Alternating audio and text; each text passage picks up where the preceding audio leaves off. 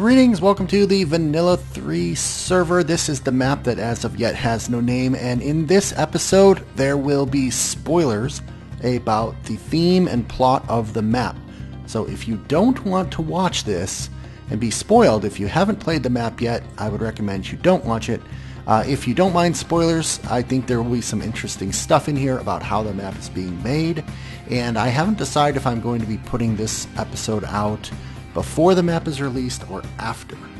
So the first thing I want to show you is I have created the first 3 banners for the 3 areas that I will primarily be working on.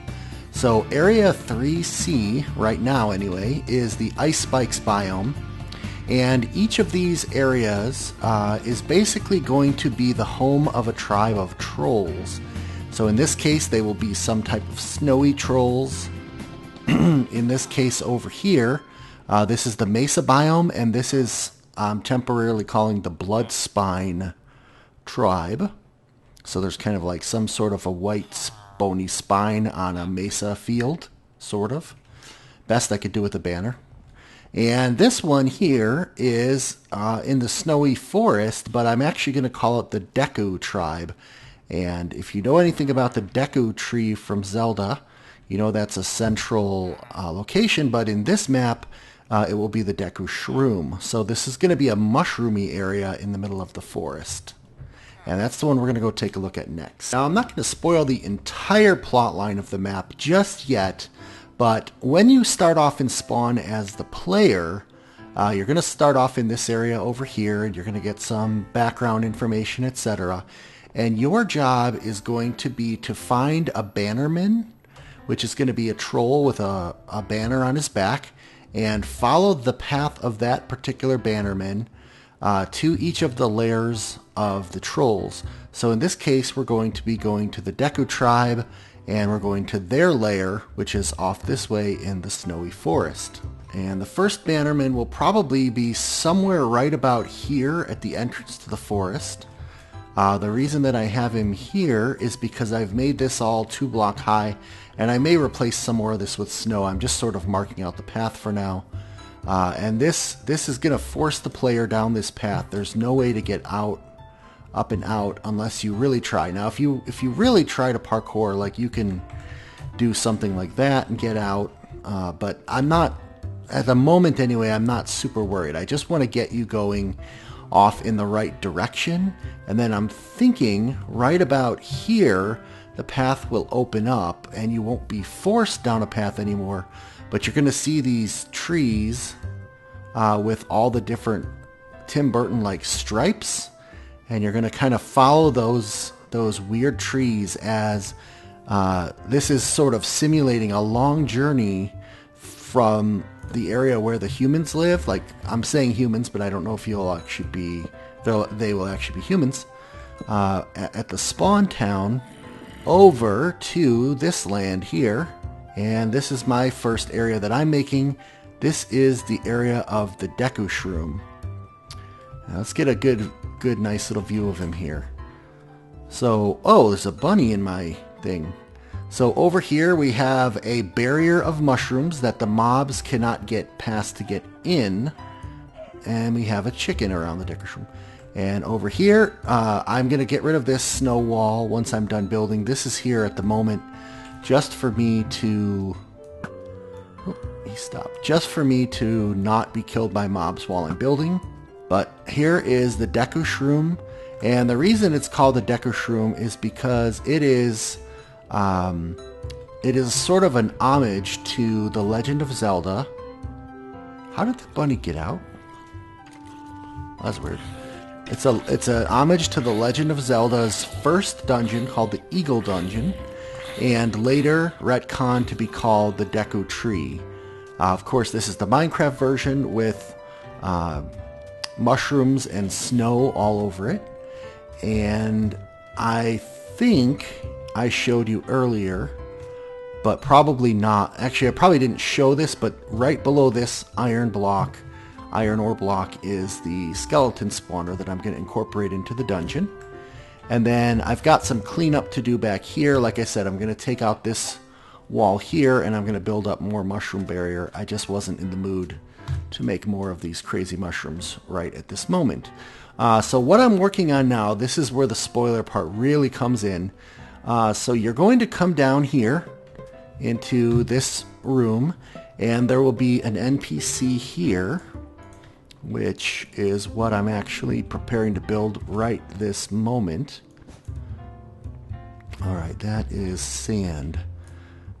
And so this will be a bit of a building slash talking video. Whoops. Okay, those hoppers are not full of what they will eventually be full of. So what I need to decide right now is where I'm going to put the NPC. I wanted him to be over the light so you didn't see the light, but that may actually occlude his backpack. It's very important that I don't reveal these carpets, because under these carpets, as you can see, is sand. And if you couldn't guess, you're going to give this bannerman a token which will allow you entry into the rest of the deco tree. Although the entry will be not exactly what you're thinking of, meaning a doorway.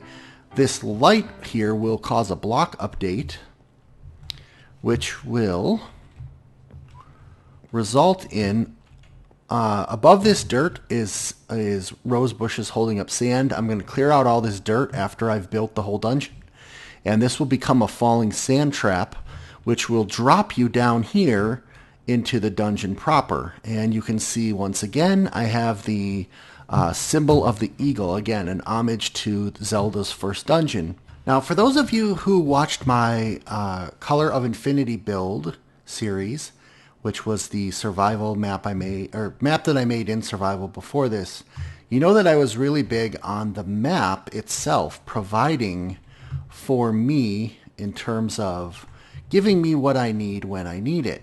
And that has just happened here as well, because, whoops, as luck would have it, I actually had plans for a bunny rabbit.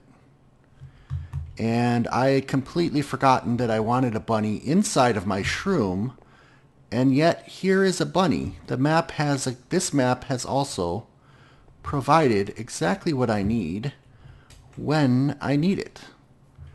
So that, my friends, is a cool, awesome.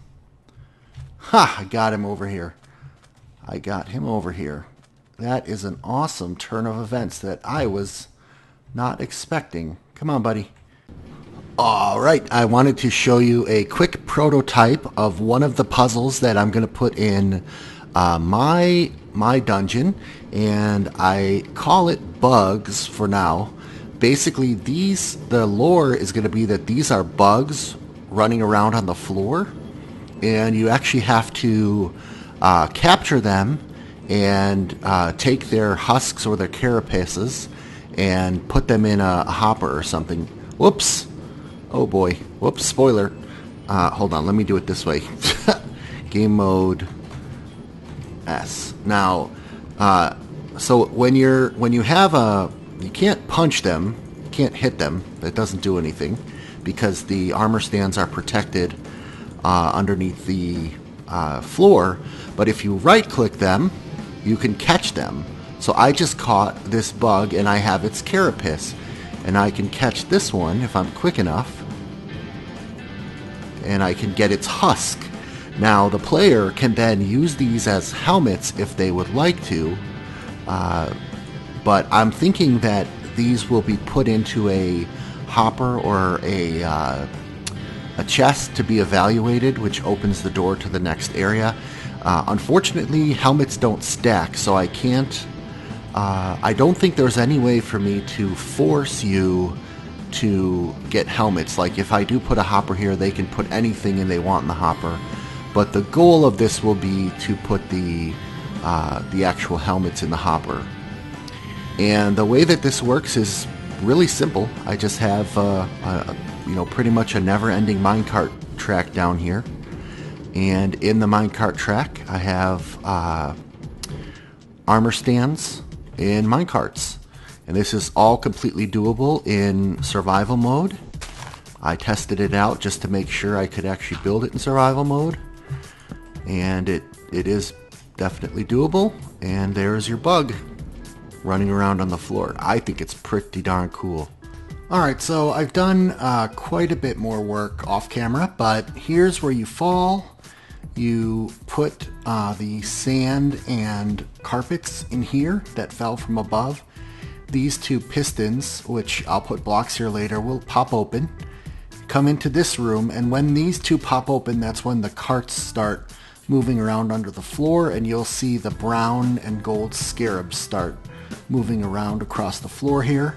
What you've got to do is you've got to grab them with an empty hand, and then you put the scarabs in here, and this will pop open this wall here. I'll clean this up a bit here. This will lead you down here, and this is where there's a skeleton spawner underneath. At the risk of my own neck, I can demonstrate. Don't kill me. All these torches will be taken out last. That's one of the last things. So this here, this leads to a bunch of caves, which I don't want involved in this. So we're going to block that off now, actually. There we go. And you can see that the color scheme, by the way, that I have in mind, it started up there with the mushrooms, the browns, and the oranges and the browns.